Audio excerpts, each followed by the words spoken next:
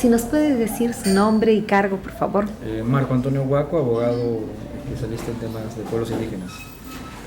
Bien, ¿cuál ha sido el curso que ha dictado para la Diplomatura de Estudio Internacional en Litigio Estratégico en Derechos Indígenas? El curso se ha llamado Derecho a la libre determinación de los pueblos indígenas, Derecho a la vida y a la integridad cultural. Bien, si podría decirnos cuáles son las principales fuentes de estos derechos.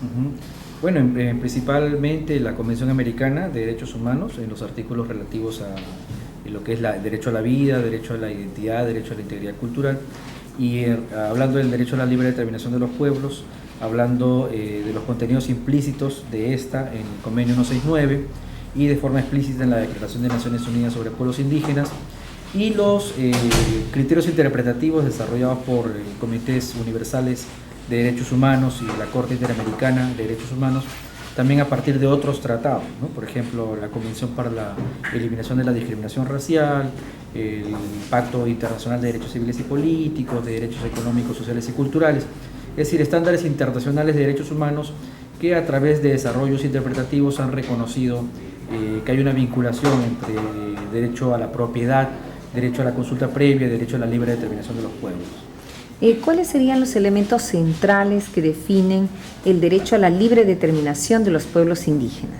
Fundamentalmente la capacidad de los pueblos de poder determinar libremente su estatus político, así como tener soberanía sobre sus recursos naturales para poder decidir su propio destino, derecho que implica una dimensión política, una dimensión económica, dimensiones que además tienen implicaciones culturales, sociales, por supuesto ambientales, derecho a la libre determinación que además tiene un carácter matriz, fundante, para el goce de los demás derechos de los pueblos indígenas, por ejemplo, el derecho al territorio, el derecho a la salud, el derecho a la vida, el derecho a la cultura propia, a las propias instituciones. En pocas palabras podríamos decir que no hay derechos indígenas si no se reconoce de manera consecuente los alcances del derecho a la libre determinación. ¿Cuál sería la diferencia entre el derecho a la libre determinación de los pueblos indígenas y otros pueblos? Porque hay el temor de los estados de que el derecho a la libre determinación puede implicar secesión territorial.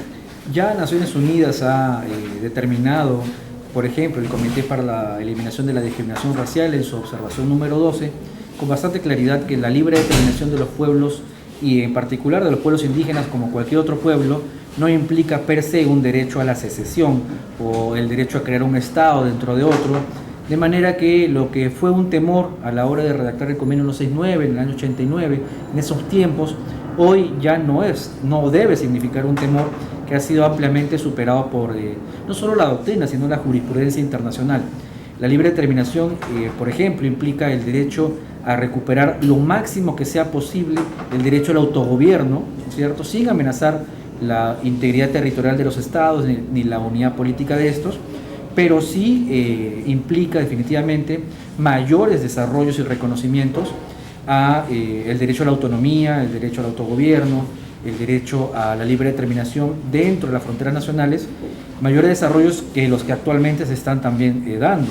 Todavía estamos en épocas en las que a duras penas se está respetando la consulta previa, ni qué decir del respeto al derecho al consentimiento, y sin embargo estos dos derechos son derechos derivados de uno mayor, que es la libre determinación.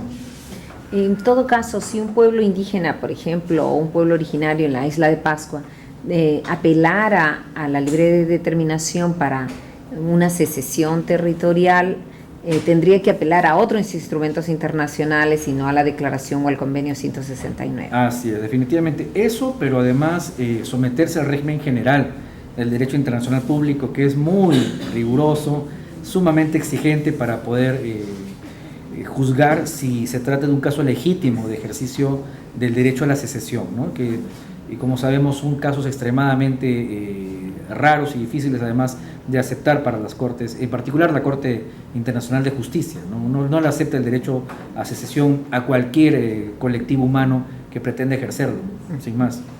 En todo caso, como parte de las demandas históricas de los pueblos a la descolonización, el derecho a la libre determinación implica que recuperen el control de sus recursos naturales. Absolutamente, efectivamente. El control de su destino, lo cual implica la recuperación del control de sus instituciones políticas, económicas, culturales, sociales, en general, ¿no? Y eso, por supuesto, implica la recuperación de uno de los derechos más importantes para la existencia indígena, para el derecho a la existencia de los pueblos indígenas, que es indudablemente la integridad del derecho al territorio. Y bueno, y esto nos lleva al otro tema: ¿cuáles serían los elementos centrales del derecho a la vida y la integridad de los pueblos indígenas? Fundamentalmente, el derecho a la vida de los pueblos indígenas implica un derecho a la existencia en condiciones dignas.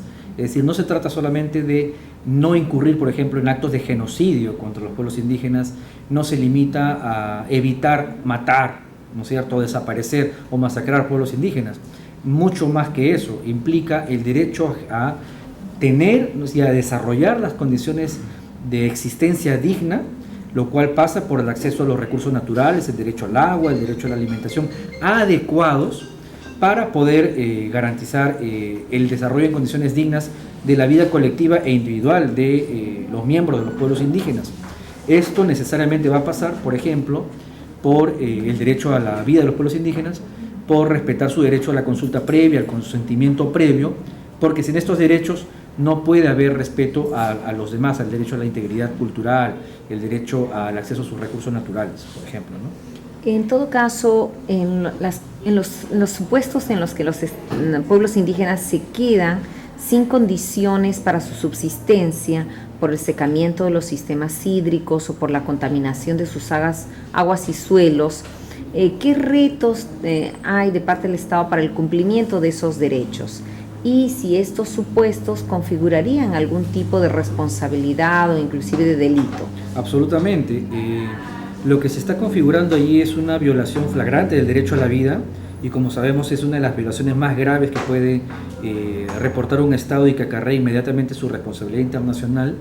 Eventualmente podría explorarse el tema de los delitos de lesa humanidad cuando se trata de violaciones sistemáticas, graves y digamos permanentes, que impliquen una suerte de política de aniquilamiento, ¿no es cierto?, contra un pueblo indígena, incurriendo en lo que es la figura del genocidio, ¿no? Entonces, a nivel penal internacional podría hasta ser perseguible el hecho que un Estado deliberadamente omitiera adoptar las medidas para la protección existencial de los pueblos indígenas, que pasa por respetar el acceso a sus recursos naturales y, por supuesto, el derecho al territorio. Entonces, no estamos hablando de meramente responsabilidades internacionales de cualquier índole, sino de las más graves, tratándose del derecho a la vida. En el caso de que, por ejemplo, un Estado supiera que está causando presencia de mercurio a partir de las concesiones mineras, con los graves daños que eso supone, ¿basta el conocimiento del Estado de que está causando la presencia de mercurio en el cuerpo humano o se requiere algún tipo de dolo específico, por ejemplo, para delito de genocidio? Absolutamente. Hay una suficiencia en el hecho de que el Estado conozca ya la existencia de elementos contaminantes mortales para el ser humano. O sea, esto ya implica una actitud dolosa en el mero hecho de omitir tomar los debidos cuidados para proteger la vida de estas comunidades, hablando sobre todo de comunidades que están intrínsecamente vinculadas a sus fuentes de subsistencia y que no pueden prescindir de ellas, como por ejemplo nosotros en la urbe, que podríamos reemplazar esos recursos por otros, ¿no es cierto? En cambio, estas comunidades no tienen esa opción. Entonces, la intensidad de la urgencia de adoptar medidas de protección es mucho más irrefutable, y eso aumenta el grado de responsabilidad de quienes, conociendo que estas comunidades están expuestas a elementos mortales en condiciones ambientales de las que ellos no pueden prescindir para vivir el día a día, yo creo personalmente que implica responsabilidades de tipo penal. Bien, el otro caso es, por ejemplo, el supuesto en el que los pueblos han sido sometidos a políticas como la de la esterilización de las mujeres u hombres, ¿no? Delito de lesa humanidad, indudablemente. Un delito de lesa humanidad perseguible internacionalmente, nacionalmente y en cualquier lugar, efectivamente. Bien, entonces nos quedan muchos retos para la protección de los derechos de los pueblos indígenas. Absolutamente. Tenemos un largo camino por recorrer. Muchísimas gracias. Gracias, Ana.